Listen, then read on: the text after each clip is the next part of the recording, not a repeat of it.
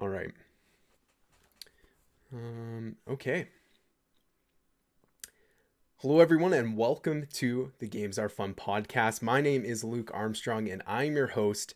Joining me on this episode are my two wonderful co-hosts, the Beagle brothers. First, we have Adam Beagle. How's it going, Adam? It's going good. I'm glad to be back on the show after missing the last episode. Yeah, we definitely missed you here. There was like the whole episode. I felt like there's like certain moments I could hear your voice in the back of my head where I'm like, oh, this is where Adam would have a rebuttal here maybe, or I don't necessarily think about that, or he would. I totally know Adam would come to my defense to this. So your presence was missed last week, so it's great to have you back. Glad to be here. Steven, welcome back to the show. We were just talking pre-show that it was the first episode where you were on with just me and Garrett. Adam wasn't there, and it was great. Like I was saying, I love hearing you and Garrett on the show because there's certain moments where I can take that back seat and just let you two handle the discussion. So yeah, welcome back. How's it going? It's going really well. Yeah, the Garrett Steven interactions can be really good sometimes, and not having my security blanket Adam there during the episode had me a little nervous, but I think it went pretty well. I'm glad that we all were able to, having that first episode, because usually it's me and Adam, or me, Mm-hmm. Adam, and you, Luke, or and usually it's an arrangement. I don't know if it was me, Adam, and Garrett at any point. Oh yeah, we might have actually, I right? think there Yeah, I might have think we been did. one. Yeah. Yeah. Mhm. Um, so like it's never just been me, you, and Garrett, and it felt good. It felt right, and it was a good show last week. Hope everybody takes a chance to listen to it. Yeah. Yep. It was as a listener, and that being my way of experiencing the show. It was a good episode. I enjoyed it. You guys did great. Yeah. Absolutely. Thank you. Um, Speaking of Garrett, I will say at the top of the show, I Garrett, he obviously couldn't make the show. He got stuck in traffic tonight. He was supposed to be on the show tonight. Garrett, with just kind of his regular routine, it's going to be pretty common going forward that like he's not going to be able to make some of these like more casual episodes. He's going to he might have bigger appearances in like review episodes or special episodes, or if there's like a big news story that drops.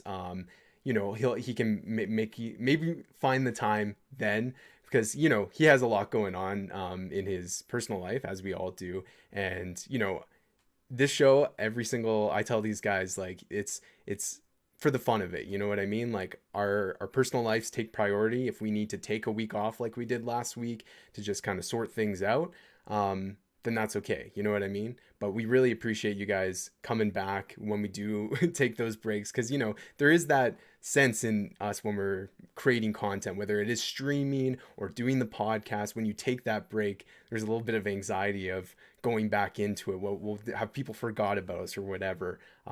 Maybe that's just my thoughts, but we want you guys to know that we appreciate you guys coming into these podcast episodes, even though we don't necessarily have like a set date every week that you can expect them.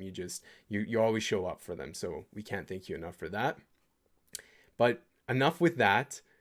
We had to catch up a little. Let's talk about this episode.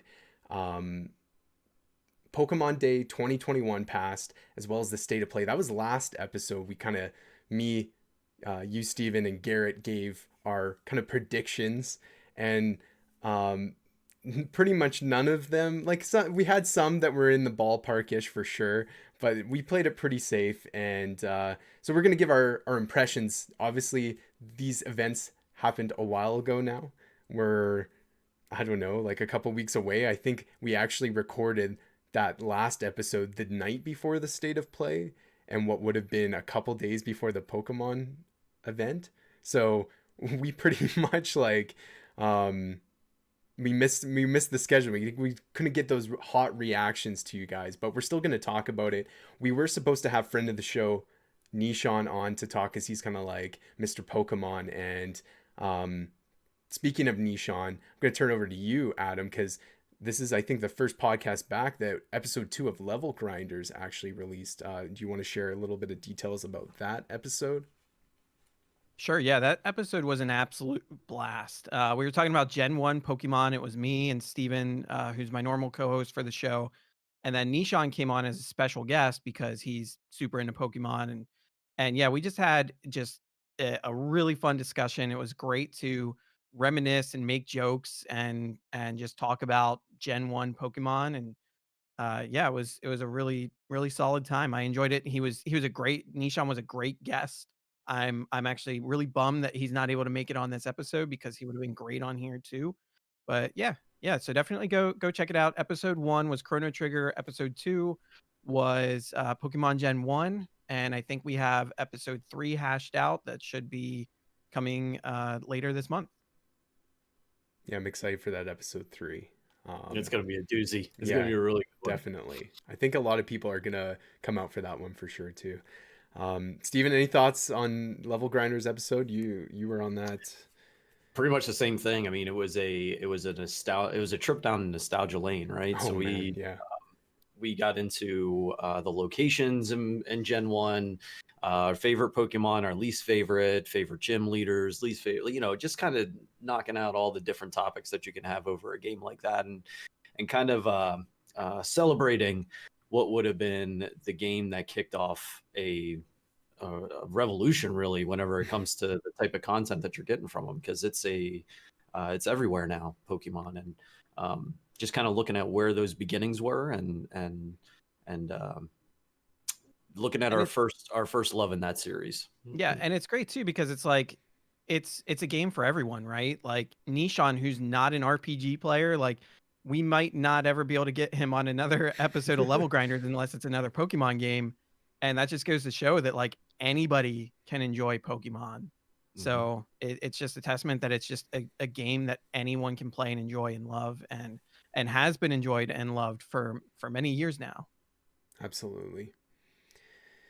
Yeah, I have to say when it's a nostalgia trip, like listening to it too, right at the beginning. I don't want to give away all the episode, but I want to talk about the beginning as a listener, just when you guys were talking about siblings, and just when your siblings would own the other version that you owned. I'm like, I totally went through the exact same thing with my sister. So, just like a flood of memories came back to me of, she had red, I had blue, she had silver, I had gold, and like, the trading that went between that with cable link and everything like that. Like, man, that was so fun. There's so many like great memories from that heyday of Pokemon, right? Like it was truly like, I was pretty young at the time, but like like I was obsessed with Pokemon as a kid, and it like just it's funny now seeing like Pokemon. Look at how many years later, and it's still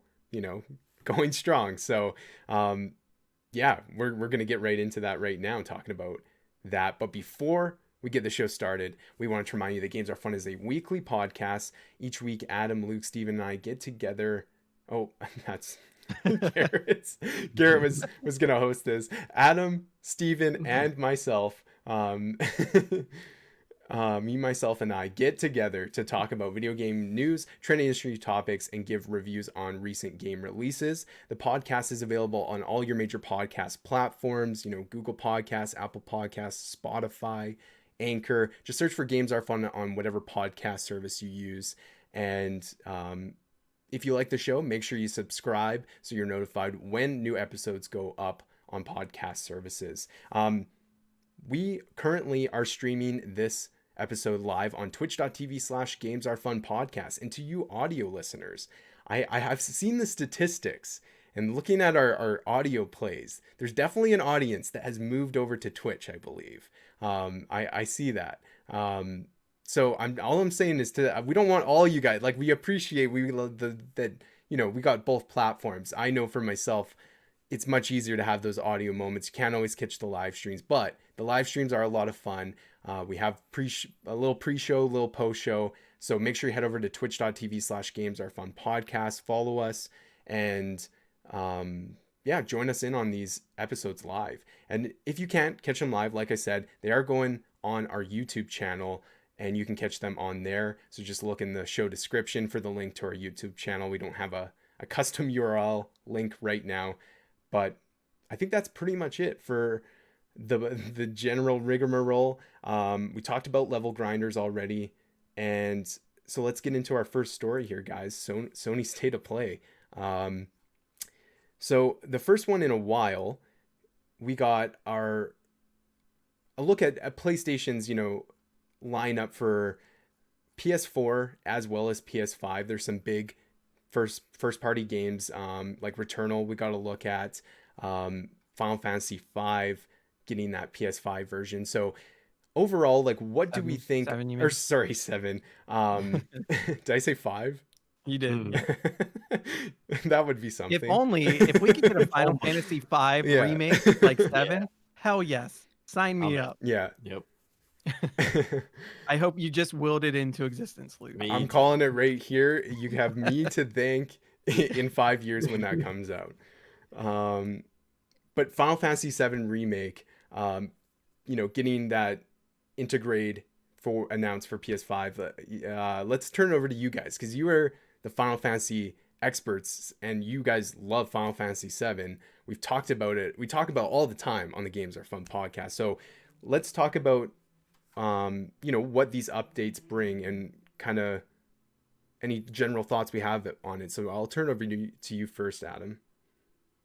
Yeah, so this was like kind of out of left field. I know, listening to you guys making your predictions in the last episode, I remember Luke said, or not Luke, Garrett. Man, what is with us confusing Luke with Garrett tonight?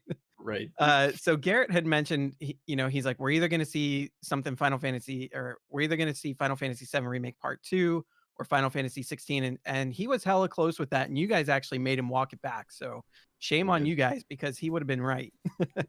um, but yeah, that was like definitely the hype moment of the State of Play for me, because give me anything Final Fantasy 7 right now, because it's just, it's 7 Remake was just so high quality. It was so good that, yeah, this isn't part 2, and I know we're all excited for part 2, but it's a new way to experience the game. I'm really looking forward to those updated textures, because there were some that were just really sketchy or Yeah. maybe not even non-existent.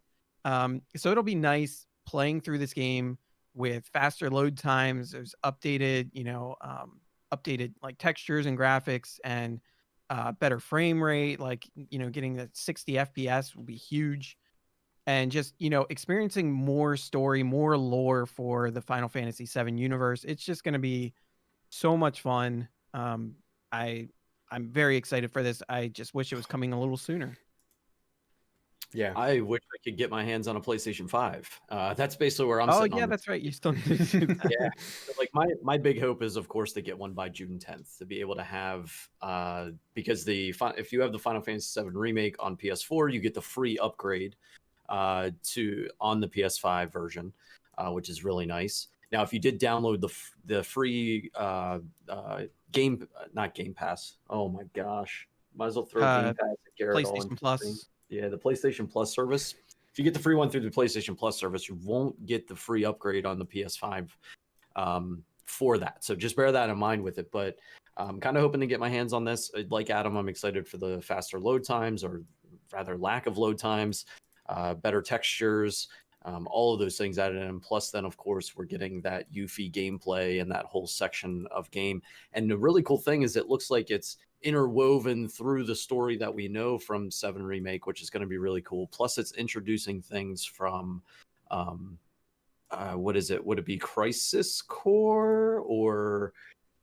I don't remember, because I haven't played all of them. But yeah, they're bringing in things from like spin-off titles. Maybe Dirge Cerberus, maybe something along those lines. But yeah, some of the spin-off titles are getting a little bit of a tip of the hat to them through this in that new remake world, which is going to be fantastic. And it's I got you baited.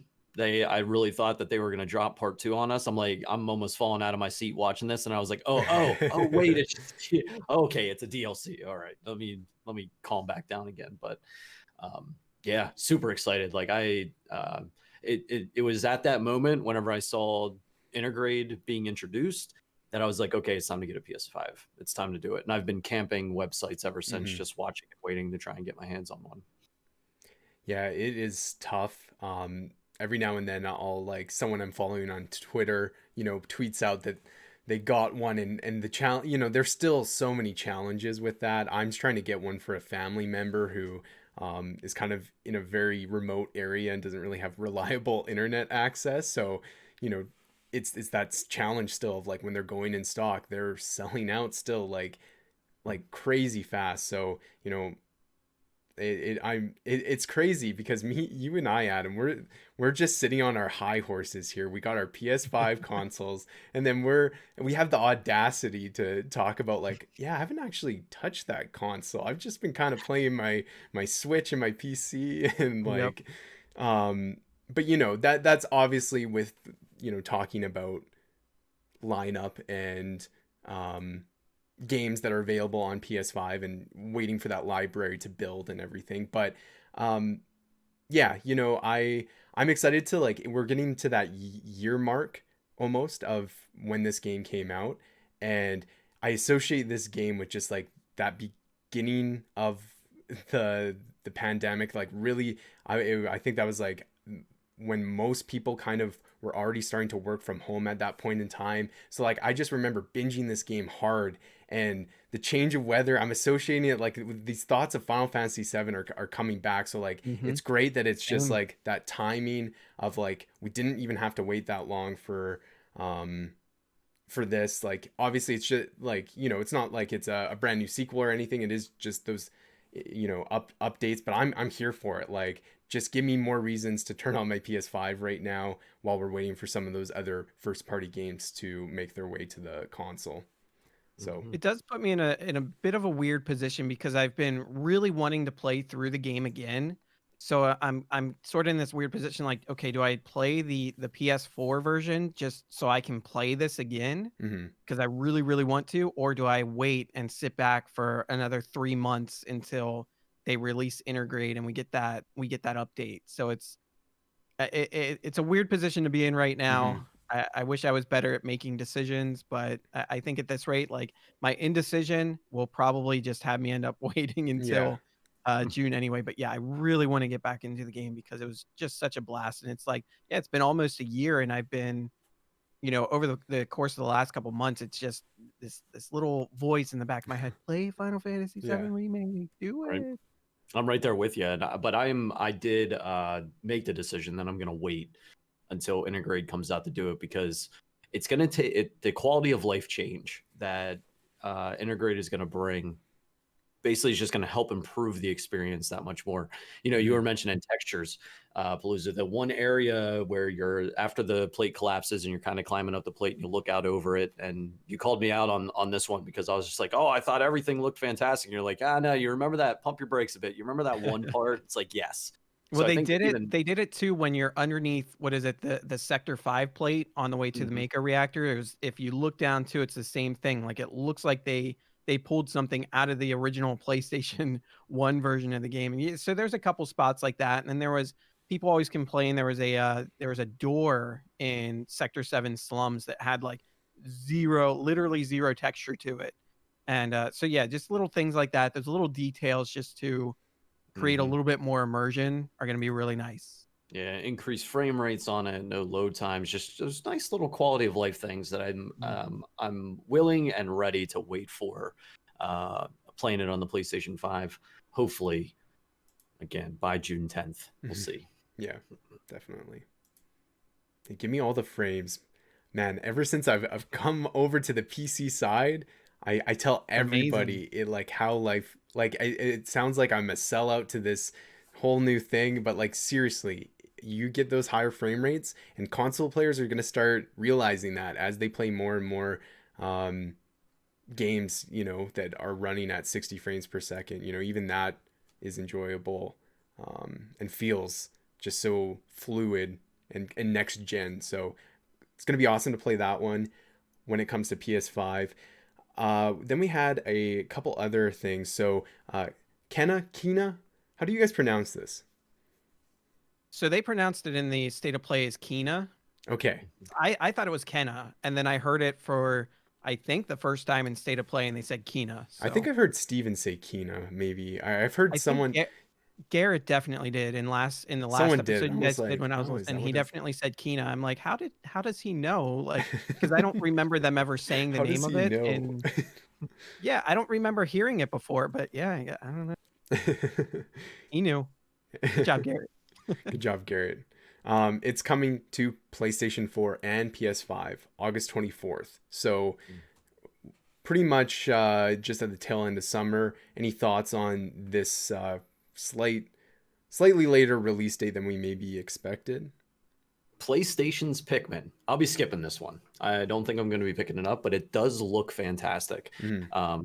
And I do believe, and I'll throw it over to Adam. You're getting this day one, right? And I can see why. But I won't be I won't be getting this one. I'll be waiting on that a bit.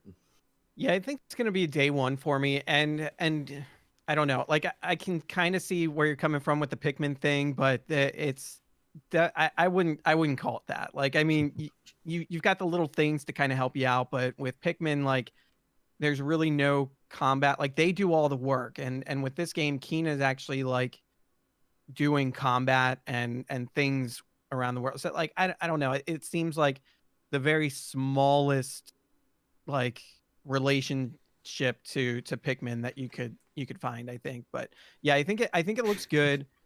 I am a little upset that it got bumped because we're seeing, and not because it got bumped just in general, but because now so many other games got bumped to later in the year. We're gonna have so Yeah. many games coming out at the same time that right now we're in this little bit of a lull, and it would be great to have some new games. Although there is one game that maybe it'll carry me over until we get all these games that I'll talk about later. Um, but yeah, we have this lull, and I think this happened. What was it, maybe last year too, or the year before? And then like the second half of the year is just going to be this absolute like deluge of games, and it's going to be awesome. But man, wallets are going to be hurting. But I'm Yeah. excited for this one. Yeah, I'm not sure if it's going to be one that I actually pick up around like on release day or even probably around like this is a game that I don't know. It's just like I I found myself like a couple years ago trying to play as many like games as possible, and if you asked me a couple years ago, I think I would have tried to squeeze this one in. But I've really been having a lot of fun with a balance of like modern games as well as like playing older games right now. And I think I'm replacing this kind of category of games that I used to like, I'm kind of on the fence, but let's just go for it anyways. I'm just kind of replacing that with more retro games. And so, yeah, like that's kind of how I feel about this one. I would put that in that category. It's just, from what I see in it, it looks cool. But this is like a game. It's like, if it was on Game Pass, you know what I mean? Obviously, it's on PlayStation, but is in my mind a Game Pass game, one that that's kind of like a phrase I think that's being a lot more frequently used because people kind of understand what that means, right? It's like I'm waiting for it to come to Netflix, right? Just based off of what my interests are and what I've seen on it. So, So it is going to come out on PC as well, but what you yeah, said there, about Game Pass and stuff is that there is the possibility that this could be a PlayStation Plus game down the road. So I yeah, mean, if and you do yeah, I wait, could see that. there's Yep, always that possibility, and give it 6 months or so, and maybe you'll be able to get it for nothing on PlayStation Plus. Yeah, and absolutely. that's pretty much where I agree with Luke on is like if this is a PS Plus game, I'm probably gonna have it queued up and ready to Hmm. download to give it a try or put it in the hands of the kids or something like that. It's just it's within that genre that I know that if I started playing it, I'm never really gonna ever finish it. Right. Unless the plots like blow my mind like crazy good, So I don't know. It'll be a wait, but for the PS Plus time frame. For sure. Returnal is coming Oh, did out. that look good?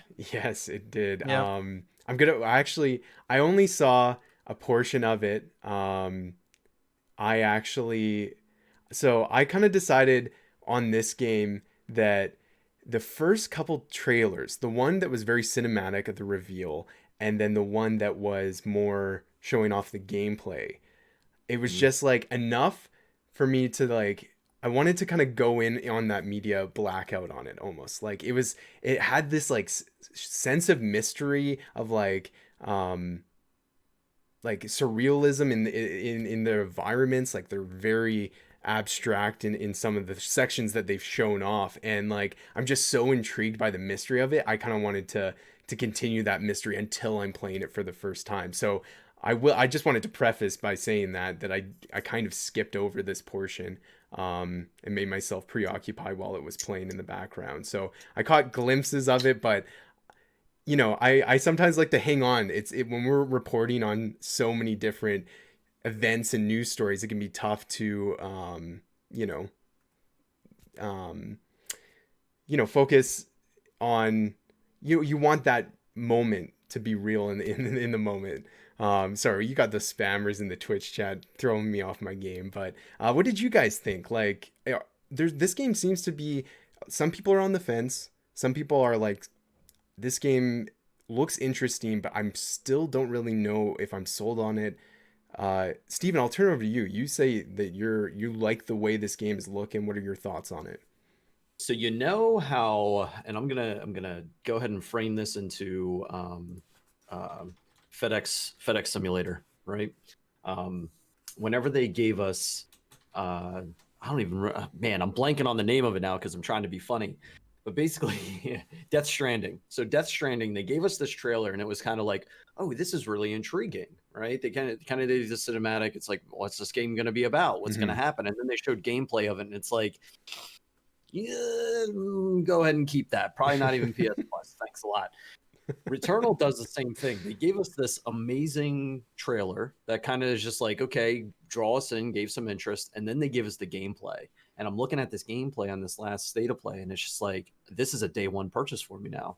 So like, I'm in on Returnal April 30th. I want this game, and I am really excited for it because it kind of gives this like Mass Effect meets Resident Evil or Alien, something along those lines. It kind of has that really nice like sci-fi horror mix feel to it, and I'm really excited to get to it. It's sort of like this time loop sort of thing as well. So like I'm really interested with it and how they're describing how there's going to be with it, these dynamic battles where you'll be fighting certain creatures and stuff, and they're all going to have different ability sets, and you have to manage how you're going to work your abilities into being able to be successful in them.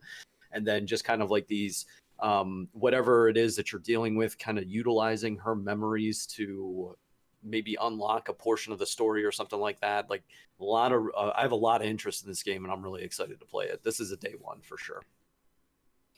Yeah, this game looks great. I think it's been a day one for me for some time now, and yeah, it just continues to be that for all the things that you said. I'm really liking the vibe that they're putting out with this game, and you know, I'm just super intrigued, and I can't wait to see what's all going on, you know, behind the story of this game and the gameplay. I think it's gonna be a really fun gameplay loop, especially with that, you know, that like time mechanic and things. Like I think it's just gonna be really cool. Yeah, absolutely. I'm excited because it's going to be that first game of the year almost, like for me in a sense, right? Because we've had games come out, you know, 3D World was like that one purchase I think I made this year that was brand new to me because I hadn't played it before, and you know, I'm craving a big game that I've been, you know, anticipating for months to get my hands on it finally. And you know, that delay wasn't that bad at all, just moving it, you know, basically a month later. That's, you know, I will say though, it does come out now on the same day as Pokemon Snap. And so I'm kind of like, ooh, but thankfully I remembered that I totally banked some gift cards I received around Christmas, and I fought the urge to spend some of them. And now I'm ready to get both of them on day one. So, You know, now that you say that, if you guys remember, you probably have seen this, and now I want to see it happen again. So last year when Animal Crossing and Doom were coming out on the same day, there was yeah, all sorts of like art that people were putting together, yeah, like mashups, like so good. was it Isabelle doing like the Doom guy thing with like the guns, like killing demons and stuff. I would love to see some sort of like Pokemon Snap artwork mixed with this like Returnal, yeah. weird like sci-fi Returnal vibe. Yeah. Give me that. So I hope we see that kind of stuff pop up this year. Definitely. All right. And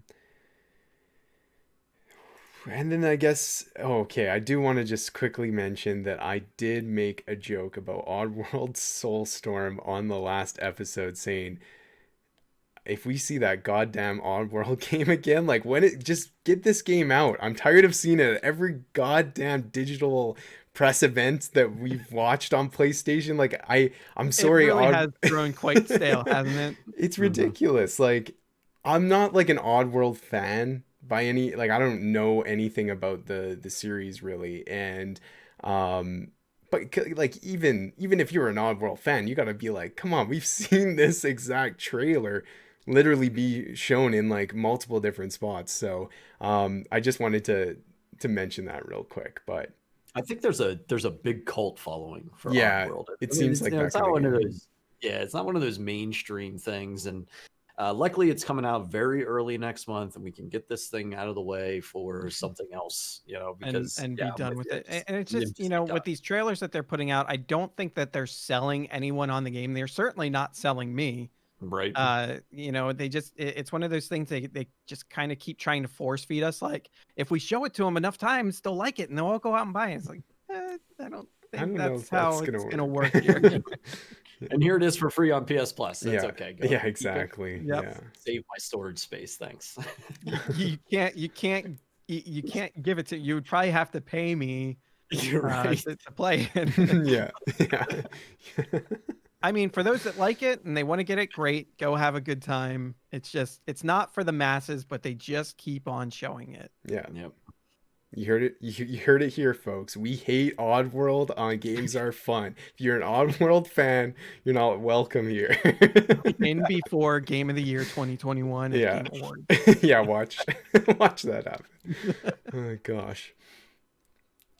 All right. So just for the sake of time, because I want to give as much time to talk about Pokemon, because like that's I'm sure a lot of the reason people were coming for this episode. So anything else you guys want to mention on State of Play before we move on?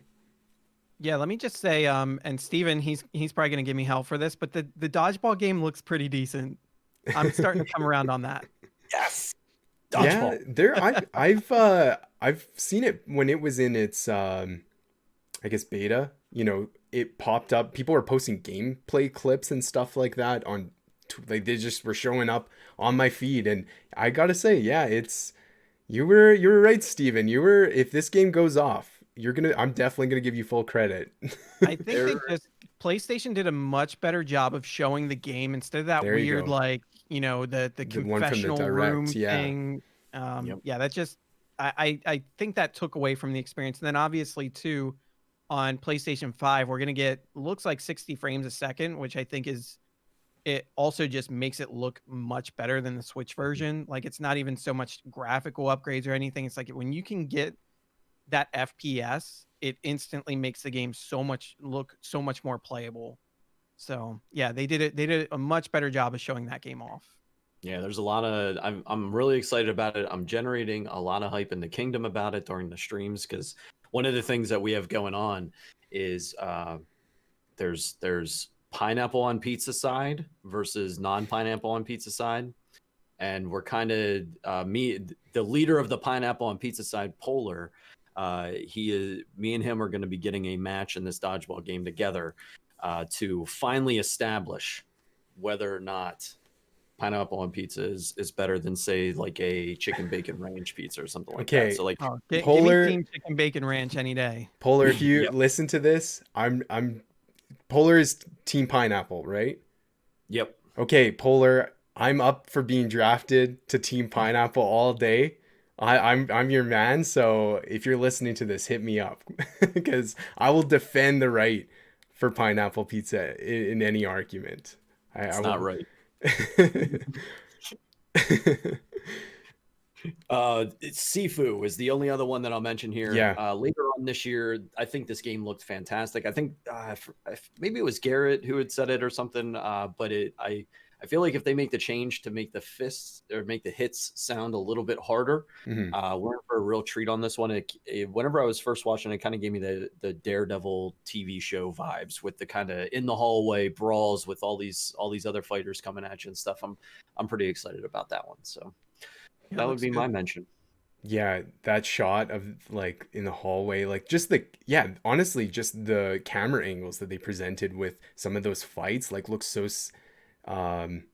it looked like you were watching like a kung fu movie, and I'm totally there for it. It has a really cool art style, and I immediately put it on my list on my phone of like games from presentations that you want to check out later. Yep. All right, let's move on to Pokemon.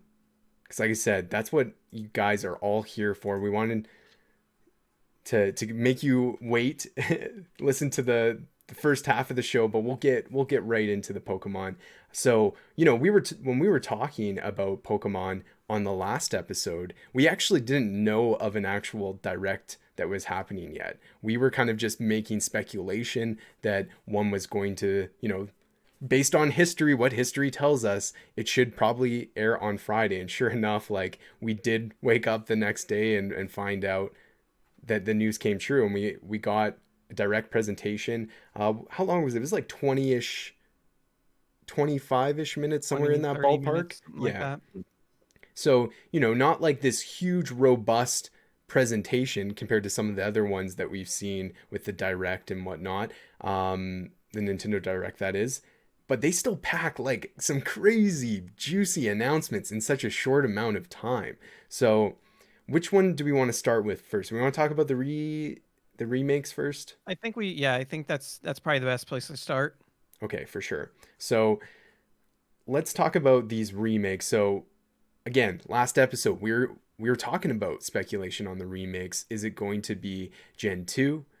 Nishan, I'll speak for him, because he was on the boat that it was going to be Gen 4 remakes were coming. He's been playing Platinum on his stream on Twitch, and so he was calling it there. The rumors were there online surrounding these, but it was finally confirmed. And kind of interesting is that it wasn't like a let's go like some people have maybe speculated. There was a lot of speculation that they were going to use that and kind of continue that as like a remake series, right? But this is just Pokemon Brilliant Diamond and Shining Pearl remakes. They're coming to the Switch late 2021. Don't have an exact release date yet. So it is important to mention that Game Freak is actually not developing this game. They're handing it over to ILCA Inc., who have also they worked on Pokemon Home, Nier Automata, and Yakuza 0. So some like great games in their repertoire, but again, they're dealing with source material that's already been created. So guys, what do we think? Adam, what are your thoughts on this being chosen for the remake Pokemon game this year? So I think it's really good for two reasons. This is a gen that I didn't play, so this is giving me an opportunity to go through and learn about this particular storyline of Pokemon and the plot that goes with it, and that's all well and good. And I think for the most part, like it's not like the games are really linked together in any sort of way. Like you don't have to play through the series to understand. Like it's not a story continuation. There might be some like callbacks here and there, whatever, no big deal. But I think the main reason to play this now is because of the next game we're going to talk about, because they are in a way maybe not directly related, but there is, because it's the same region, just a different game, different element, different time essentially. So getting an understanding of how it was originally and how like the game was originally intended versus their new version for this region, just it makes me want to know what it's going to look, how it's going to look differently, like how the environment's going to be, what the storyline is going to be, and if they do kind of intercorrelate it all. So very interested to see all that. Plus I get to play a gen that I've never played before. Yeah, And that's how it feels. Like doing a gen that I've never played. They could have brought this with standard graphics, and I would have been okay with it because it's given it to me on the Switch. I'm going to be able to start filling out the Pokédex a little bit more with that gen, and more than likely there's going to be reverberations that we're going to feel into Sword and Shield as well, with certain ones becoming available on that Pokédex. So that's going to be cool. Just a lot of, just like with because as Sword and Shield progressed a little bit, you were starting to able to get different starters from different regions and things like that, getting access to them and everything. And then this is probably going to give us the same type of thing, where more are going to be available in Sword and Shield, and of course transfer them over to home, building out the decks more. And it's really just going to come down to now which one I'm going to choose to get. And from there, that's it. It's a standard Pokemon release in my eyes, so it's going to be pretty awesome. I'm excited for it.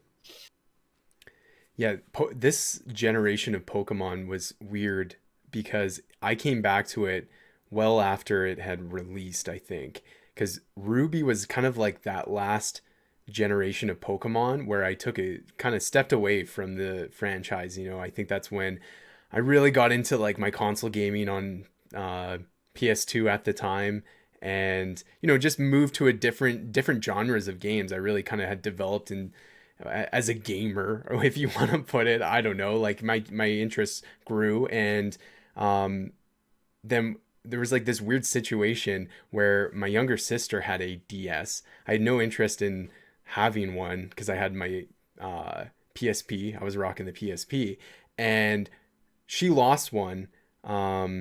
So then like a year later, she got one for her birthday, and I kid you not, like a week or two after that, we found the other DS. So we had two DS rocking, and we were going on this road trip, and we stopped off at the store getting some stuff, and I was like, I should use some money and buy my younger sister and have that same kind of memory I had with my older sister and share that with my younger sister. And so we kind of had this like bonding moment over like this gen, because that was her first gen or her first Pokemon game. So like I'm very nostalgic for this gen for those reasons. But to be quite frank, like it's been so long since I played it that a lot of it is going to feel new when I finally get into the remake. Watching the reveal trailer, there's certain moments or certain locations that kind of jog the memory a bit, and I'm just excited to finally get back into that. And I just like all this Pokemon talk over the last like couple weeks, make me want to like, I need to pick up Shield again, and I need to finish that off because like there's lots of Pokemon coming my way, so I need to catch up. But so what I are we? gotta say, I think the greatest, like one of the greatest things to hear of all time just was Garrett getting back into Sword and Shield after like Yeah. he kind of bashed that game pretty hard when it came out. He was not a fan, and to see him get back into it and actually end up really liking it, I got a lot of pleasure in that, I gotta say. Yeah. Yeah, I remember that episode just like it was yesterday. All four of us were on that episode, and we were talking about Star Wars, Pokemon. Yeah, good callback. Because because it was one of those Garrett Steven contention moments where I'm just sort of like, what are you even talking about? Yeah. Talking about the same Pokemon game here? But yeah, like he really did kind of pedal back on it. I'm glad he came around. I really am. Because it is a great one. And if you were in the same boat early on and you're like, oh, Sword and Shield, it didn't meet some sort of expectation for you or whatnot, give it a try again, because one, the if anything, for the DLCs, Isle of Armor and Crown Tundra are an amazing DLC set. And I hope we get more. I still have my fingers crossed that we're still going to be looking at maybe getting another DLC set out of them. Although with the next game we're going to talk about, I don't know anymore if that's going to happen. Fingers crossed. His fingers are still crossed. All right, so let's just briefly touch on the fact that new Pokemon Snap had a new trailer. They showed off some of the new features in there, some tools. Just watching that trailer and really getting a look at the gameplay loop and what that's going to look like, man, it just flashback right to the Nintendo 64 and playing this game, and luring them with apples and just all the mechanics, still seeing them in the new game, but like done in a way that is looks modern, you know, from what they displayed, integrating some new gameplay mechanics into like that foundation that they established with the first one. It really is like new Pokemon Snap. Like they're just evolving off of something that they've done that worked. And uh, yeah, are you guys getting Pokemon Snap? Is there any? Okay, Steven's nodding here, so Steven's on board. Adam, how are you feeling? Yeah, I'm totally gonna pick it up. Probably a day one thing. It's just gonna be that nice new chill game to kind of hang out in. It's funny. Well, I mean, I guess it's not totally coincidental, but last week I ended up watching a streamer that I follow play through the original Pokemon Snap casually, Oh, and okay. then also happened to see another stream of a speed run race between two people playing Pokemon. So it was just weird that it kind of both both of those streams happened in the same week, but actually might have even been the same day now that I think about it. But yeah, that just kind of like reaffirmed that I'm totally gonna get this new game. When you think about like Hmm. how good that was and all the possibilities they can do on current hardware, it's it's gonna be so good. Yeah, it's gonna be a lot of fun and not too long of a wait. I remember when this was announced, I was like, I just want it now. You've made us wait Mhm. like literally decade. How many years? Like 2 decades. When did that game Right. come out? Like in late I think you put it on 90s, early your fantasy 2000s. critic team after they announced it too, didn't you? I did. I was hoping that they was maybe going to squeeze it out last fall, but Yeah. then I think Steven, you have it now for this year, so hopefully, I'm pretty confident that's going to bring in some points for you. Yeah, me too. I think it's like Adam said, it's going to be that chill game. It's going to be the one that you're settling in at night to fall asleep to, or while watching Netflix or something. And it looks fantastic. I love the mechanics of it and everything. Like you said, it's a nostalgic trip, Luke, and I'm in on it. I'm definitely there. It'll be Returnal to break my brain and have a lot, Yeah. do that super intense gameplay, and then to settle in at night, it'll just be a little bit of go and spend some time with the Pokemon in the wild. It's going to be great. Yeah, we'll definitely be in a identical mindset then, because that's my plan I had for it as well. Good deal. All right, guys. So this next announcement, so let's before we even just jump into talking about it, I just want to know like before this presentation went, like, and you saw this next game, were you caught off guard, Oh yeah, for Steven? sure. Yeah, definitely. Like Like, how freaking crazy was that? Yep. Totally because unexpected. Especially after they showed the remake of the Gen 4s. Like I just figured that was it. And then Yeah, it's that like, was oh the wait, hype here's moment. more. Yep. yeah, so like you had the remakes, and then it was just kind of like, okay, we got Pokemon Snap, we got the remakes. That's probably it. Then we'll get into let Pokemon weekend kickoff sort of thing. And then they started showing this thing, and it floored me. It was really just so good. The terrible thing that happened though, I was doing a live stream watch with the community on this one, and the buffering was keeping it from us watching like everything specifically live. So we kind of had to bounce back and go back and watch it. But like those bits that we were getting as it was skipping along, it was just kind of like, it's more. It's just so much hype getting generated, and it's just It like, broke the internet. yeah, it literally broke the internet. It was just like a fantastic thing to see, and I'm glad they dropped it on us because it was like completely unexpected. Everybody wanted something like this, but wasn't expecting it to happen because of how Sword and Shield was, right? And that's we kind of all thought maybe that's going to be the future of Pokemon is what they're doing there, and then they gave us this, and it's like, guess not anymore. I guess we have a new vision, which is fantastic.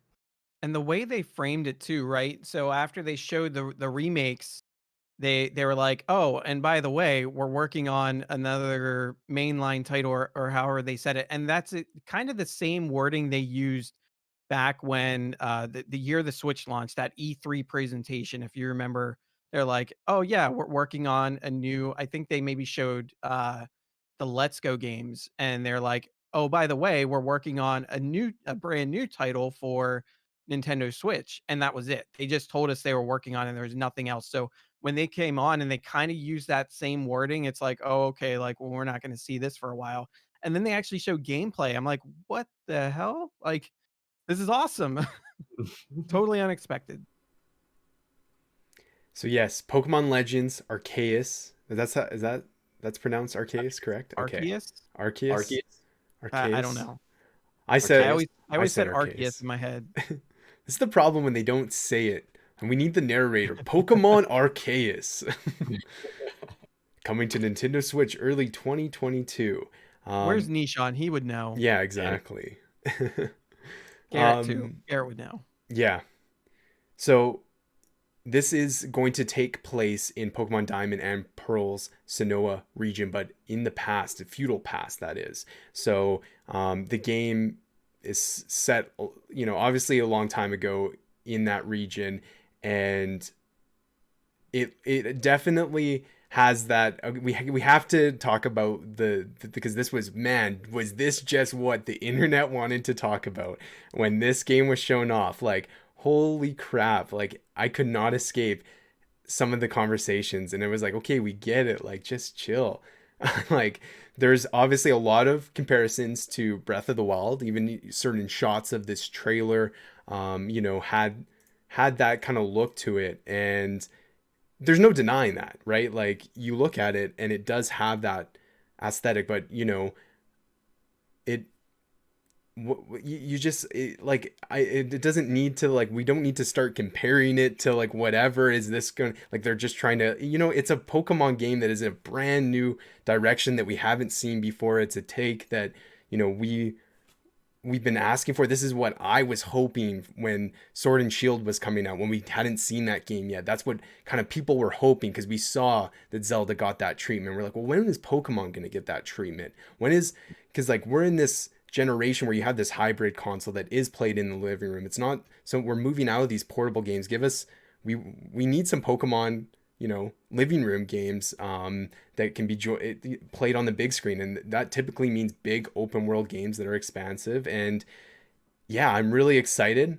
The trailer, like, what do we think of the art style that they're going with in this trailer, and some of the one thing is the art book, where it seems like instead of that electronic Pokédex device that we're so used to filling up with data, for it to read back to us, we're kind of getting this. We're going out, we're going to fill up a book, and we're going to draw pictures of these things. And I'm really, really excited about that, because again, it's taking something that we're familiar with in the Pokédex, but kind of it's flipping it a little bit and bringing it back to where we're going to be doing this, making little doodles and writing down a couple little notes in there and stuff. And we're going to have this book of Pokemon that kind of be passed down through the generations, it seems, to our to whoever we are in the future with it in the Sinnoh region. So it's got that really cool feel to it. I'm really excited about that. And then the art style, yeah, very Breath of the Wild, but I mean, it's a popular art style. It's beautiful. It's nice to look at, and I'm that's the comparison that I'm taking in that sense and the open world sense. But I feel like that this is going to be a Pokemon game through and through. It's not going to have, like, I don't think we're going to have stamina bars to be climbing up cliffs and sort of things like that. So it's not going to have I those wouldn't things, hate it if they did. right? I'd be okay with that. But yeah, the art's gorgeous, and I'm ready to start filling up that what can we call it? The Pokemon art book, something along those lines. But yeah. Poke journal, maybe. I don't know. Yeah. But yeah, I like the art style in it. It is very Breath of the Wild like, but I think that has a lot to do with the limitations of the Switch. Like, obviously they can't go out and make a 4K version of the game. I mean, maybe they can, because there's all the rumors floating around that there's going to be an updated console. But that's the thing with Nintendo. Like, they don't need to have these big realistic looking games. Like, when it comes to Nintendo games, there's that, we look for that charm, and this game looks like it's going to have plenty of charm in it. The world looks nice and big and open. The sort of open world catching that you can do without going into battles looks really neat. Also, the fact that you can still battle, so it's kind of like a mix between like the Let's Go and like classic Pokemon. And I think that's really cool. I think that would be a really good direction to take. I know people were kind of complaining, myself included, that the starters that you get, it's still that basic triangle, the water Leaf and Fire, and they're not even brand new Pokemon. They're kind of recycling some ones from different generations, and it's like, you know, there's little nitpicks to make, but I mean, in the end, this game looks really good, and I'm very excited for it. Well, the trio that they're choosing, there's plot behind it, right? So I'm pretty sure they mentioned it too, is that your professor that you're working with gathered those specific From Pokemon other regions. and brought them in. So like you're not getting the Sinnoh starters, you're getting starters from places that have already been Right. explored, which then opens up this whole idea like, are we gonna? And that's why I think that we're kind of looking at the future of Pokemon, is because we have a lot of lore to explore here now, because we're going back in time. So there's a lot of other regions that maybe haven't been explored yet that maybe if we're in this same format we're going to go and see, and that I think is one of the most exciting things about this new take on it, is that we are going to have a new way to take a look at the series by kind of doing these early feudal explorations of these places before they're fully developed into the regions that we know. Maybe Kanto can be on that list. That would be fantastic, is to go and explore feudal Kanto. And Man, that'd be awesome. So like I'm gonna say this now because I said it with Sword and Shield, is that we're gonna have DLCs. We're gonna have DLCs for Arceus, and it's going to do the same type of thing as what it did for Sword and Shield. Is it's going to add these other regions into it that we're going to be able to go and take a look at the exact same way that we were doing in the base game. So I'm calling it now. Write it down. All right, so we'll make a note. Nishan, you heard it here first. I'm calling you out to keep Steven accountable here, giving you that responsibility. I can't help but wonder if we didn't already get the Let's Go games, if Kanto would have been the front runner for this game. That's a good question. That's a really good question. I wonder when they walked away from Let's Go too, or if we just haven't seen one yet. Another one.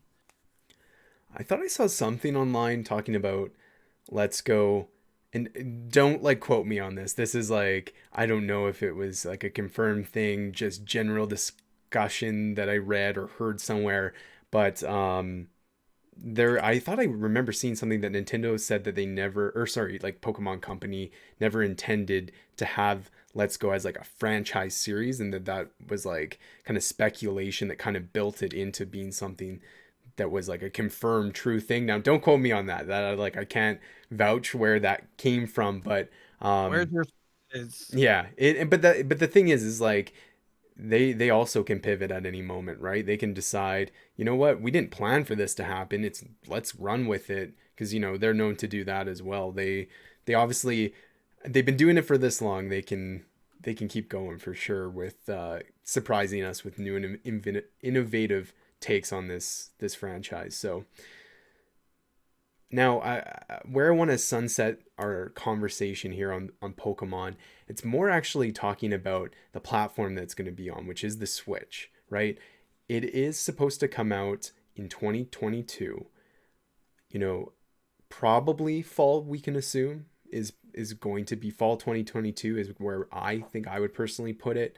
But what I want to ask you guys is this console, the Nintendo Switch, you know, it's starting to show its age in certain ways. I think those first party games have no problem, because like they're designing their games just completely around those, where others are ports of games from so many other platforms and stuff. So this game, it being this big open world, like, do we like, are they going to try to pair this and push it with the Switch Pro next year? Or does the Switch Pro come out this year?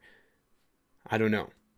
Do they even do that with Pokemon? Or do they just focus on the Nintendo side and look at Breath of the Wild 2 or something like that? Like, is this a game that they're going to want to try to pair in with that? Because it maybe that boost of tech in that Switch Pro version or whatever can take this game to an even better level than what we're seeing here. We see that update next E3, and it's running on a Switch Pro console, and it even is bigger and better than what they showed off in this year.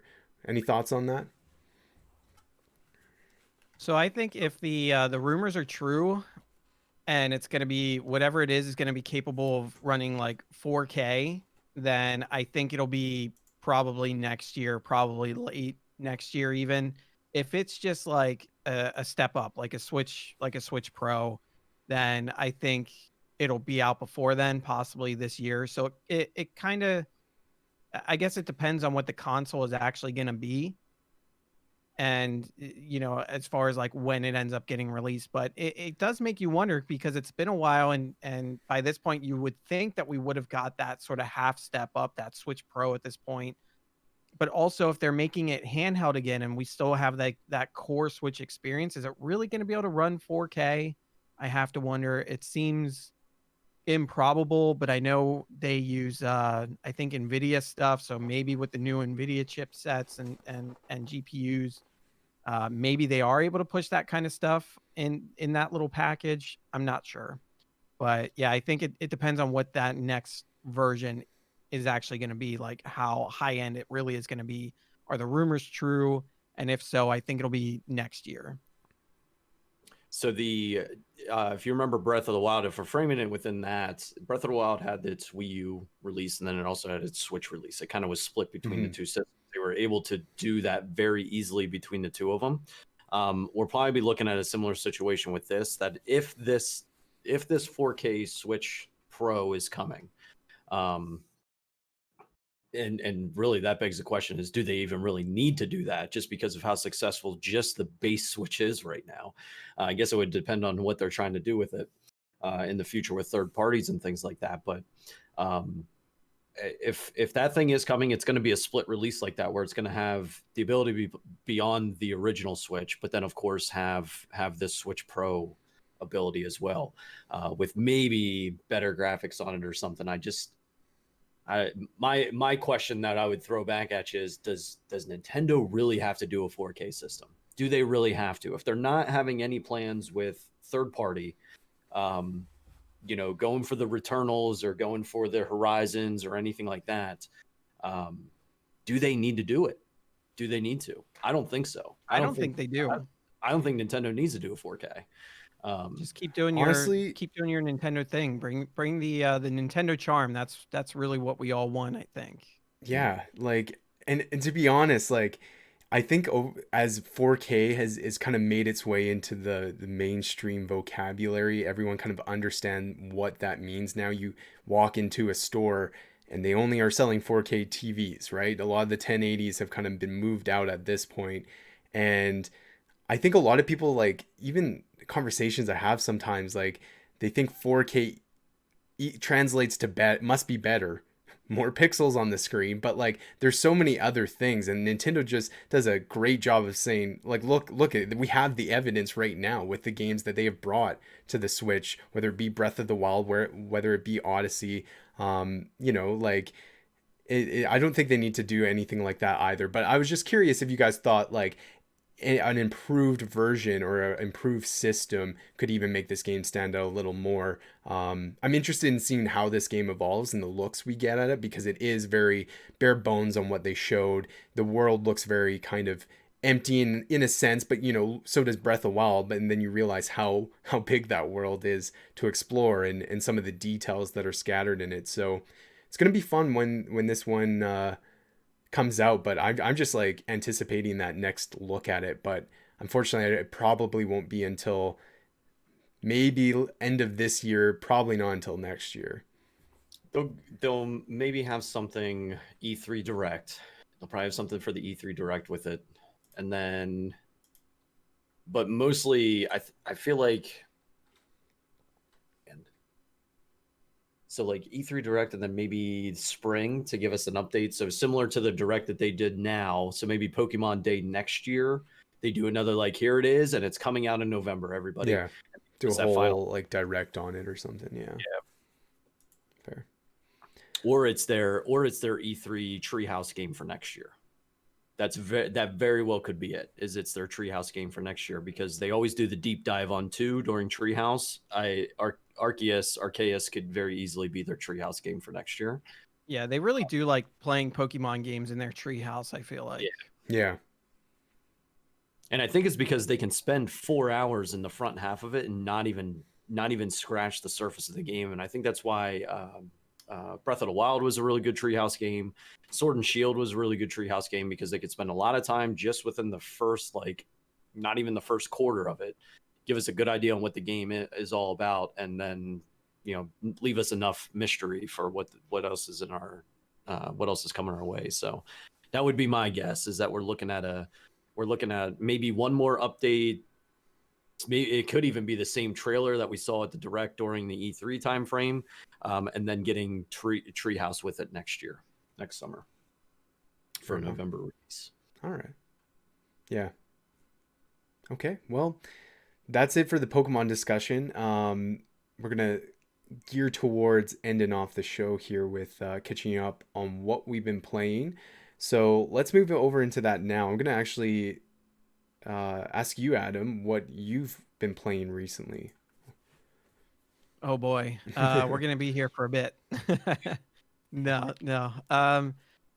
So I've been streaming Mario Odyssey, been playing through that again, really enjoying it. I actually just beat the I guess you could say the main story of it last night. So that's kind of finished up now. And now I'm just kind of trying to decide if I'm gonna stream more, like if I'm gonna do, all the post game content, or if I'm gonna move on to something else. But man, I love Mario Odyssey so much. It really is pushing me towards, like, when I think of my favorite 3D Mario game, it's always been Mario 64, but like Odyssey's really pushing for that top spot for me. It's amazing. So good.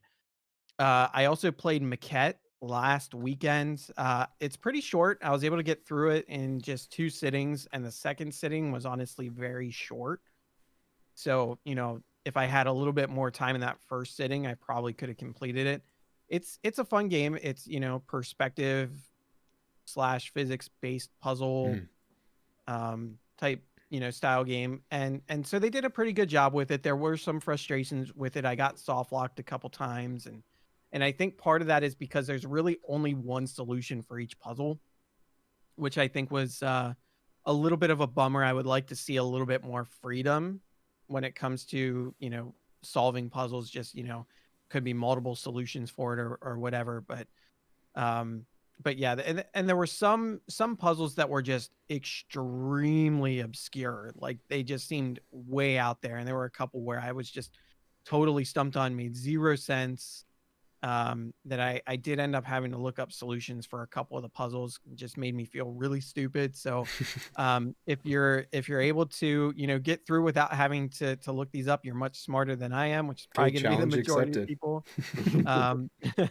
Yeah, you'll probably do it. Like, I don't have a lot of experience with puzzle games, so like I do okay, but like when sometimes like I just can't see the big picture, and you kind of have to do that. But there were some puzzles that were really challenging, and then I figured it out and it felt really good. But yeah, there were some that I just thought were extremely obscure, and a little bit of a pain. And and if they had an alternate solution for it, maybe I would have found one. But it is what it is. But it has a really interesting story too, one that I wasn't expecting. I didn't think really this game was going to have much of a story at all. I thought it was just going to be, you solve puzzles, you go from puzzle to puzzle until you eventually beat the game, and that's it. And it actually ended up having a really charming story to it, which reminded me of another game, which I'm not going to say because I don't want to spoil anything. But for those who have played this other game, you'll pick up on the reference really quick. And I think you'll really like the direction that it goes with the story. But it also does make it a little predictable if you've played said other game. So yeah, it was good. It's good. I will say that it's on PlayStation Plus. You can get it for free. So if you have PS5, or even if you only have PS4, I think you can still like reserve it to your library, and then you can download it on PS5 if if and when you pick one up. That's actually a really good point to bring up, that if you're one of those people that don't have a PS5 and you know that whenever you get that chance you're going to get a PS5, get those games in your library. They're just attached to your account. I think most people are aware of that, but fill up that library even if you don't have the console, and then when you're got the console and maybe you're trying to figure out what to play, you can look in that library and realize, oh man, I have like 6 PS5 games that I've kind of banked up here. And yeah, that's a good instant library. Good recommendation for sure. So yeah, I do want to check that game out. I wanted to play it, and I kept saying, "Oh, I'm gonna play it this weekend. I'm gonna play it here," and it just like nothing ever I'm worked out. bummed you So didn't because yeah, I really want to talk about it. yeah, and I And I'm trying not to that's say on me this. because it's like it would have been fun to have a little bit more of a discussion around it because it looks like my kind of game, right? I'm a big fan of first person puzzle games. Excuse me. So yeah, well, Yeah, I think this will be a really good game for you then. So the last game I'm going to talk about here is one that I feel like I don't have enough time to talk about because it just this isn't an Adam game. When I saw it and I watched the trailer and I looked at it on paper, this doesn't really speak to me. And then I just happened to catch, one of the streamers that I watch. I was checking out his stream. He was playing it. I'm like, okay, like whatever. I'll give it a look. And man, I'm like, okay, this looks pretty cool. This looks good enough. I'm gonna buy it. I'm gonna give it a try and see how it goes. And I am absolutely hooked on this game. It's Loop Hero, by the way, and I can't get enough of it. It's extremely addicting. It has really great elements of roguelite. Yeah, yeah. I want to say the right thing because there's roguelike and roguelite, and it is a roguelite in the sense that you can get permanent upgrades and there's unlockable classes that you can get. So you start out as just kind of like a warrior, and it's so simple too. Like you get put into the game, you go into your quote unquote run or whatever you want to call it, or loop in this case, and you're just looking at a screen where there's a loop of like a road, and your character just travels along the road all by themselves. You don't control the character at all, but you fight enemies along this path. They respawn, and when you defeat them, you collect equipment, which you are in charge of your equipment, and you sort of have this inventory that as you acquire more items, if you don't equip it, you essentially lose it because these things can get pushed out of your inventory and essentially tossed if you end up not equipping it. And then let's say you equip something, you see something that has some stats that you really like, but then you go to equip something else, that first piece is gone. It's wiped out. So it's not like you can put it back in your inventory and it's like, I'm going to try this one out, but maybe if I don't like it, I'll put the other one back on. Can't do that. But the other thing that you get from killing monsters or enemies or whatever is cards. So it's part deck builder too.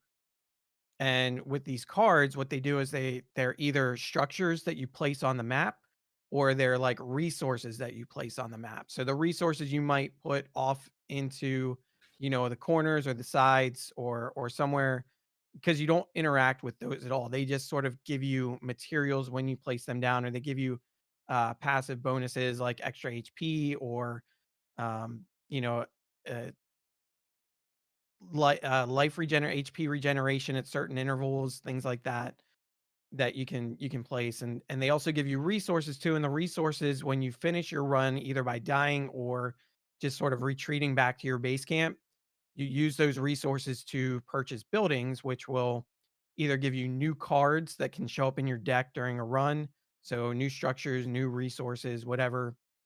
And some of these buildings give you your unlockable classes, but the structures that you place, they can be structure that might spawn enemies, and in doing so, you might also gain a resource when you cross that tile, or you might gain resources when you defeat those enemies.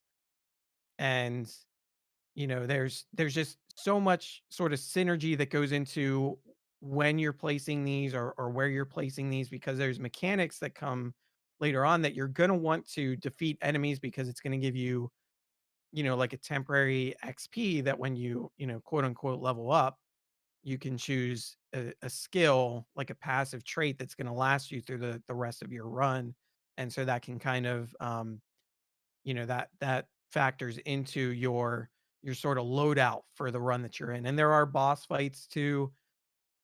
I think when you defeat a boss, you sort of open up like a new chapter, which makes enemies tougher. um there's new bosses to encounter, things like that. So there's a lot to it. It's sort of a several different games or genres mashed into one. and it's an unlikely, you know, game that just, like I said, it didn't really speak to me at all when I first looked at it, and then I played it, and it's like I can't stop. I need to I need to play more. It's so good. So yeah, I'll leave it there. Just if you haven't played it already, like you might look at it and say this game doesn't look that interesting, but I tell you, if you buy it and you play it, you're gonna get hooked. 100%. Yeah, I was looking I think the day it came out, I was just browsing because I missed this game. I think I had seen a couple things on Twitter about it, but I was just scrolling through like the best-selling Steam games, and it was on there, and I clicked on it, watched a trailer, and was like, "Oh, this is interesting." And then when you brought it up, I was like, I literally was just have my eye on that as well. But I know typically I played games with similar mechanics as that are a part of it. And so I think I kind of wrote it off in my mind of being like, oh, I don't know if that's gonna be a Luke game or like something that I could see myself like really enjoying. But then hearing your description of it and some of the things, and then really watching some more gameplay about it, like I think at this point it's sold me. I'm gonna buy it hopefully in this week and give it a try myself. And the thing to add to it is for those listening, if you stuck through my rant on the game, I probably didn't even, the way I explained it probably didn't even do it any justice. Like it's so hard to kind of describe and have it make sense. Like you just kind of have Well, to watch see some it. watch some like gameplay videos Right. on YouTube, watch the trailer and stuff like that, and then Yep. you can kind of Mhm. match that up with your description of the game, and it'll be a lot clearer that way. Because yeah, it is one Yep. of those games that is very difficult to maybe translate verbally as opposed to just get your hands on it, try it yourself. So Yeah. right on. All right, Steven, how about you? You've played quite a few games here that you um take it I've been away. bu- I've been busy. You've been So busy, yeah. Stardew Valley has been my main that I've been playing. I've been playing a lot of it. My main farm is on my Switch, so it's my chill game Yeah. right now. So basically, what I've been trying to do is sort of get into that beat the game mode where everything is pretty much complete, and I really just have a couple loose ends to tie up. I've gotten to that point. My big piece that I wanted to get accomplished on this file before I could say, okay, I think I'm pretty much there at the end, at the very end of the game, was get to level 100 of the Skull Caverns, which I was able to do. And what a trip! It was a bell to bell trip. Like I got up out of bed, grabbed my gear, hit the obelisk to teleport out to the desert, and basically from 6:30 until 1:50 a.m. I was in that cave going from 1 to 100. It was nuts. It was That's a wild. crazy. It was one of the most stressful things that I've done. It's the only stressful thing that I've done in that game. Let's face it. Um, but I've been wrapping up my ancient fruit production and getting wines made, and just juggling two farms because the Hmm. 1.5 update gives you your main farm plus your island farm on Ginger Island. So like there's a lot to do work wise between the two of them, and your family doesn't help at all. I learned the hard way that your kids don't grow up. They're toddlers forever, a bunch of freeloaders. They don't do any work. So it's like I'm like, all right, I can't wait for I'm gonna have two kids. I can't wait for them to grow up so I can put them to work and do chores. No, nope, they're toddlers forever. I It's would like, love to see someone on year 25 and like their kids are still just toddlers. yeah, it's still just babies running around. It's ridiculous. Why won't you grow? Grow up. Go Yeah. pick the This is crop. Never Land. The cows need milked. Go, please. But yeah, the 1.5 was very interesting. Now I'm only recently into this game. Of course, Stardew's been out for a while now, so like I've only just recently gotten into it when 1.5 came out. So I didn't know the Oh. distinction on where 1.5 picked up and where it wasn't, but now I know. Yeah. So Yeah. understanding where I'm at with the game and hitting that end game piece. The last thing I want to accomplish then in this back half is there's another challenge that's going to come up from Key, Mr. Key or whatever, Dr. Key, whatever he is. He's a real creepy, weird guy. I don't know, like mysterious in his caves all the time. He's got another challenge coming up here pretty soon that's going to be do all 120 levels of the mines in 7 days. So a 7-day period to do 120 levels in just the mines, I think is going to be easy.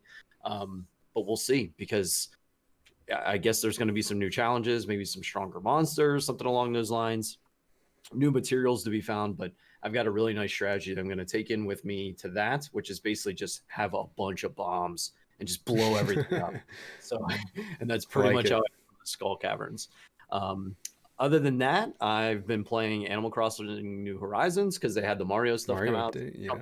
Yeah, so I'll jump on there every day, buy 5 new pieces of Mario stuff, put down 5 pieces that I'd gotten the day before, and I've been kind of converting my island into Mario Land. So there's stuff going on all over the place. I can't wait to debut it because I think it's going to be a lot of fun. It's arranged in a way where there's going to be power stars, in certain areas, and lines of coins that'll take you to certain places. I've got 4, 5 warp pipes, and it's random. So the warp pipes, the way it works is if you get 2 of them, those 2 are always connected. If you do more than 2, it's random. So you can jump into one, and it's going to bring you out in a random place on the island, wherever one is, and then you can jump back in, and it'll take you out to another random place. It's a pretty cool mechanic with it. So, and I've got them placed in a way like all my most tread areas where I'm doing most of my work. Each day it pops me back out to those places, and each one's gonna have a different piece from the Mario collection to kind of build a scene out, and it's always going to be an adventure each time you go into my place. I'm excited about that. Yeah, I watched a couple streamers playing with some they were going to dream islands that people had created, these Mario creations, and oh my gosh, dude, like obviously time traveling to cheat the game a little bit in that way, but just like if you're just coming in from a creativity perspective of like totally basically making it the Mushroom Kingdom on your island, like it looks phenomenal, some of the stuff in there. And like this is I think the thing that's gonna push me. It's just like I've almost done it a couple days now, picking up that Switch. Let's re-roll an island completely and start fresh and just kind of have fun with it at this point. So see, my challenge is I want to keep 5-star rating on my island while I'm doing the conversion, because you have to have a certain amount of decoration pieces up for it to be able to maintain that. So like me doing it a slow process like this is allowing me to maintain my 5-star while converting it into the Mario world that I'm trying to do. So nice. But yeah, that's been a lot of fun. Project Triangle Strategy demo, I wrapped that up last night. I started this the day that it released after the Nintendo Direct. I kind of hit one of these modes where it's like, God, I don't want to play it more because I know it's going to end and I'm not going to be able to go any further. And then I finally was just like, all right, let's do this, because I beat Stardew. So it's like, okay, let me and air quotes, listeners, I had air quotes around beat Stardew. So watch us on Twitch and you would have saw that. But the demo is so good. Like, I can't wait for this full game. I really can't, because the second fight that you get into, the first one's pretty basic. First fight is pretty basic Final Fantasy Tactics fight that you get into. In the second fight, they add in some things, and it's an absolute joy, and it makes me very excited to get into the full game and what other type of things are going to be possible with it. Little mechanics pieces. I'm not going to spoil it because I don't think you finished it yet, Palooza, right? You haven't finished it yet? Right. Yeah, so I don't want to get into any spoilers for you, because these little things that they do in the second fight it's just a real treat. It gives a really nice idea, I think, on how they're going to handle this Final Fantasy Tactics like game in this Octopath Traveler world now. And it's I can only just say that I'm super excited about it, and I encourage you, finish the demo, or get the demo if you haven't already, because this is going to be a masterpiece of a game, easy peasy. And of course, Final Fantasy 14, been busy in that, doing some content, but you can catch me on Twitch with that stuff. I've also started a playthrough of Final Fantasy 8 finally. This is the Final Fantasy that whenever I was a little bit younger, I picked up and immediately put down. It kind of did not sit well with me. Now it's much, much different experience. The draw system, which was my major complaint back in the day, is like my favorite thing about the game now. It is extremely OP. I love it. Like, you steamroll Final Fantasy VIII because of draw, hands down. There's like your grind isn't so much level grinding; it's pulling in a bunch of spells whenever you're fighting monsters, and you can go in with this arsenal of just like and completely obliterate your enemies. But that's been a lot of fun. It's the HD remake. It is on Game Pass, and I'm finally playing it. Does this mean that I'm going to play Final Fantasy 13? No, because I did play the game and it was absolute garbage, and I will not play it again. again. And then the only other thing is Humble Bundle right now has Stellaris on there for $1. $1. If you are a Civilization fan and you have not played Stellaris yet, go spend the dollar and get the game, because you are going to never play Civilization again because you'll be playing Stellaris all the time. But the Humble Bundle is $1 for the base game, or $15 for about $137 worth of base game and DLC. It's an incredible deal. I couldn't believe it whenever I saw it. What I ended up doing is because I already had the base game, so I spent the $15, got all the DLC, and now I have a code to give away for the base game. So it was an easy choice for me. And I also picked up Surviving Mars, which was free for Epic Games. Yeah. So that's going to be sitting on, and I'll probably discuss that a little bit more next week. Awesome. That's what I've been.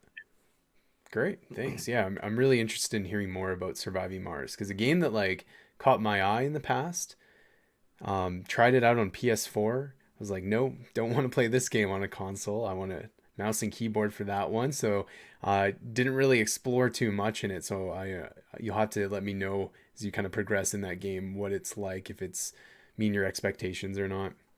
Sure thing. So for myself, real quick, I'm still kind of taking my time with 3D World and Bowser's Fury, because I'm trying to just 100% that 3D World. And so I'm not stopping until I get, the 3 stars, get that stamp, get the top of the flagpole. And I will say, I am cheating in a certain sense, but mostly just because I'm just like, this is going to take me a long time. And I know that it's going to be hard as hell when we get to the last little bit of this. So I went and like totally did an infinite life glitch, and I have like 500 lives in the bank ready to go. But, like, then there's that, like, I'm going to go through those lives anyways, because I'm not that good at Mario. I'm quite bad, actually. It would actually, like, really offend people how bad I am. So that's why I don't think I'll ever stream a Mario game, because well, it doesn't... I want to see it. Because... yeah, no, I wouldn't say I'm like horror. Like, now that I've had this game for a couple weeks, I'm definitely... I get comfortable again. That was the same with Odyssey, but because they're like... I don't know, they're just like... I'm terrible with my perception on certain things, and sometimes I'll try to focus on the shadow to where I'm landing, and then I'll get screwed up with that sometimes, and it's usually a gong show, so I'm wasting lives left and right. So I'm just like, let's cut that time out. And the setup for the glitch was pretty fun too. It's in like world world 1-2. There's like a way you take a shell just in between 2 spots and just one up till the sun comes up. Like, it's just like, if you can aim it correctly, it's pretty easy, but the setup is what kind of is tricky. So yeah, I love doing things like that. And I'm sure, Adam, you speedrunning games, you're familiar with trying to find glitches and stuff like that can shave time and stuff. So Yeah, for sure. Yeah. So we're gonna hopefully beat that. And then, yeah, I don't know how long that's going to take me, but other than that, like, I've kind of like hit a little bit of a break with my gaming right now. Like, I think I took on too many like backlog games to try to catch up with, like Zelda and God of War. And it just like, I took way too much off at one time, to the point where it was like, okay, whoa, I don't really feel like playing anything right now. And especially as I'm streaming more, it's definitely taken away some of that free time for gaming. But I've been playing through Resident Evil. I beat 3, beat 7 on stream. We started with 4 on the stream last night, about like 4 hours into that game. Playing on PC, controls are garbage. I hate them so much. every time I want to bring up my inventory, I bring up my map, and every time I want to bring up my map, I bring up my inventory, and it's like I can't win with this situation. And I'm not even kidding. If you went back to my stream and watched, every time I went to open up my inventory, I guarantee you probably 70% of the time I brought up the map first, because my mind just wouldn't accept that that was how I got back to my inventory. So I think it's because in the other games I've been hitting Y on the controller, and then you can bring up map and flip between map and inventory. But now they're just throwing me off, and it's out of control. It was brutal. But so yeah, I'm exploring for mods. Cranky, I am Cranky, friend of the show. He found a field of view mod that pulls the camera back, and oh my gosh, does that look like a quality of life change. So I'm gonna see if I can maybe find some texture mods, maybe some I don't know, just games to kind of spice it up, because that game does show its age.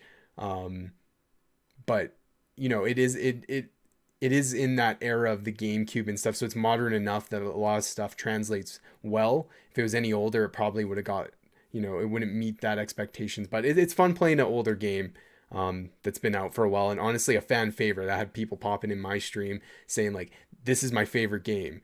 Not even just like in Resident Evil, but of all time. So I feel like the time is now to kind of go through that as we get ready for Maiden next in a couple months here in May, especially with that game being called Village, being very similar in vibes from 4. So yeah, I'm just on that Resident Evil hype like no tomorrow. It's fun.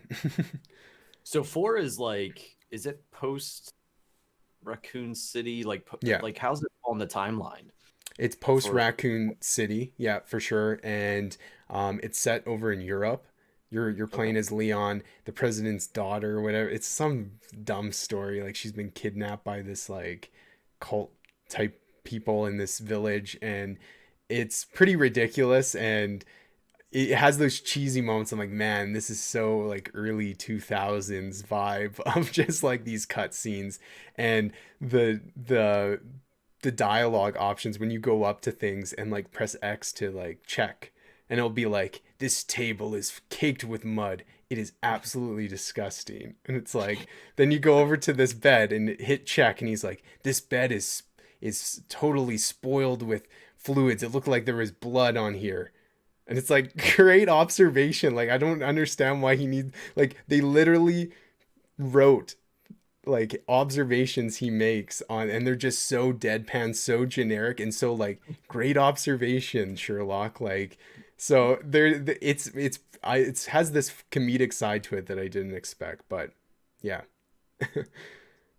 So yeah, I'm excited. We're going Returnal, Pokemon Snap, and then we can go into Village in May. That's going to be a lot of fun. And I think there's like a couple other games in May. May's going to be a little bit of a crowded month, I think, if I remember correctly.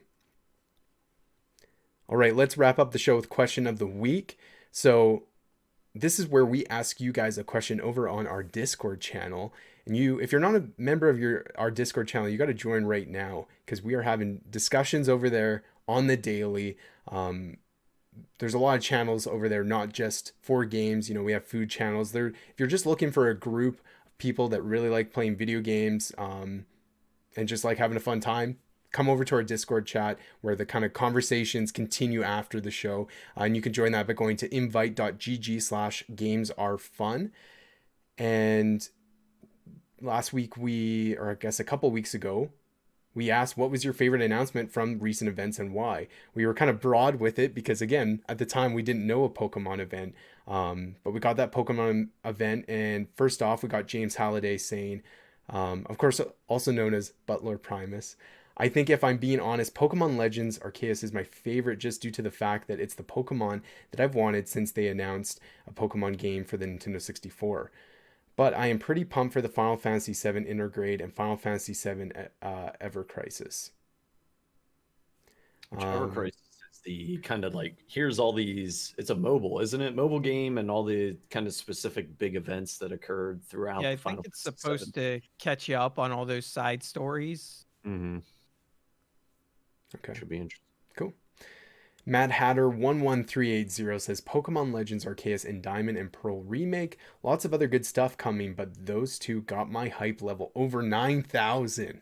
And I totally agree with that. That was like a stream that would have been great to do like a live reaction or whatever, because I remember when I watched that morning when I woke up, I was like, there was yelling involved for sure because I was totally shocked. Live reaction one, I'll tell you. Yeah. I was going nuts, and chat was going nuts. It was berserk. Get hype.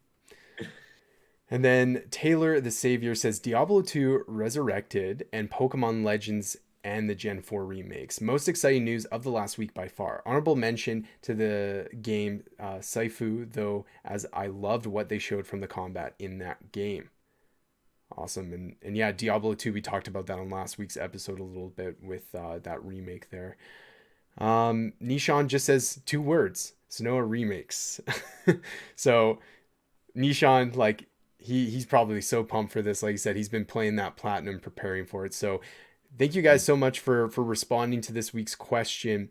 And I'm not trying to we got a lot of anniversaries. There's going to be, we've had a lot of Mario talk yesterday. Pokemon talk seems to be never ending because we're in that 25th anniversary. We got a lot of Zelda talk, I'm sure, coming this year.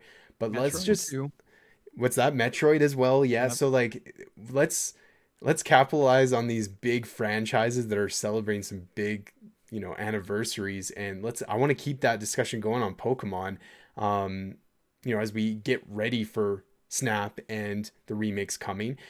I want to know, this is a very generic question, and I want to know, what is your favorite Pokemon? Because there are so many Pokemon at this point. Like back in the day when you asked Gen 1, it was like, your top 10 are kind of scattered in everybody's favorite list, but we have so many generations at this point. So, you don't just have to list one. You can list your top 5 personal favorites from specific gens or whatever. If you want to throw out variants and stuff like that too, different evolutions, that stuff is all what we want to hear from you guys. So again, head over to our Discord. I think Nishan last episode, Nishan, if you're listening, you got to post that question, man, because you said in the chat, I have it on record that you're handling that because I'm unable to, apparently. So we'll read your guys' responses next week. All right, let's wrap it up here. Steven, Adam, thank you so much for doing this episode. We got through it after a couple wrenches thrown in at us at the last minute, but yeah, where can people keep up with you, Adam? I'm on Twitch, Twitter, Instagram at AdamPalooza85. Awesome. How about you, Steven? Same Twitch, Twitter, and Instagram at Lordly King S. And I'm live on Twitch 9 a.m. Eastern time, Monday through Friday. You can always catch me there all the time, and I love talking video games. Bring them. Who was it? I would think it was Taylor the Savior dropped in into chats during one of my streams and is like, hey, did you see that there's a new Teenage Mutant Ninja Turtles game coming out? And I stopped everything. I stopped it all. So I love talking video games. It looks so damn. I love talking games while I'm playing. Like, it's seriously a really chill place, but that's where you'll find me the most, is there on my Twitch channel. Perfect. You can follow me on Twitter and Instagram at Luke Allen Arm, and you can also find me on twitch.tv/Luke the Llama. Like I said, streaming Resident Evil, and you can kind of expect me to go live most every other evening around between 9:30 p.m. Mountain and 10 p.m. Mountain is usually when I'm starting.